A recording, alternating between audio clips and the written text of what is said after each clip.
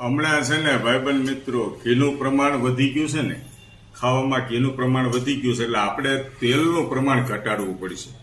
આ મારે એકને જમવાનું બાકી છે ને છાલિયામાં શાક રાખ્યું હતું. હવે આની અંદર જે તેલ છે એ આપણે સાઈડમાં રાખશું અને ફોડવા ટાઈપનું લઈ લઈશું.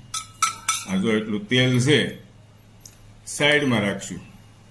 એટલા તેલની બદલીમાં જો આમાં તમને તેલ દેખાય છે, આ તેલની બદલીમાં આપણે ઘી લીધું છે. જો આ બધું જો ઘી ફૂલ ઠંડો રસ હોય ને એટલે ઘી જામી જાય. હે જો દાંત કાઢે છે. તેલનું પ્રમાણ ઘટાડીને ઘીનું પ્રમાણ વધાર્યું છે. બેલેન્સ જાળવી રાખું છું, કારણ કે વારે વારે મને ટકોર કરે એ કે ઘી ઓછું ખાઓ, ઘી ઓછું ખાઓ, પણ એને મને તેલ જ વધારે ખવડાવવું છે. આ રોટલી ગરમા ગરમ ક્યારે મૂકી દીધું મારું કોઈ ધ્યાન નથી. જો સરસ મજાની રોટલી આવી ગઈ છે.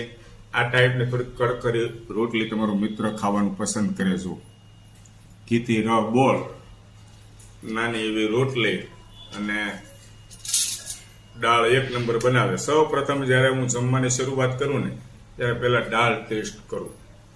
દાળ ટેસ્ટ કરું ને ત્યારે કોઈ દિવસ કાંઈ ઘટતું ન હોય એવી એને માસ્ટરી છે અંદર. નકર શું છે, ક્યારેક તો તીખી થાય, ક્યારેક મોળી થઈ જાય, ક્યારેક ખટાશનું પ્રમાણ વધી જાય. પણ આ બાબતે, દાળ બાબતે મારી વાઈફને ક્યારેય કહેવું નથી પડ્યું. તો મારા બાને ખબર છે, પાછળ બેઠા બેઠા દાંત કાઢે. જો દાંત કાઢે. કેમ બનાવે દાળ? હિલને નથી મજા આવતી. તો મારો બેટો કઈ બોલતો નથી, પાછળ બેઠો બેઠો. કેવી બનાવે ભાઈ? એટલે બધા વખાણ કરે છે તો કઈક હોય હો. સારું, ચાલો ગરમા ગરમ રોટલી આપો મિત્રો. સૌ મિત્રોને જય શ્રી કૃષ્ણ.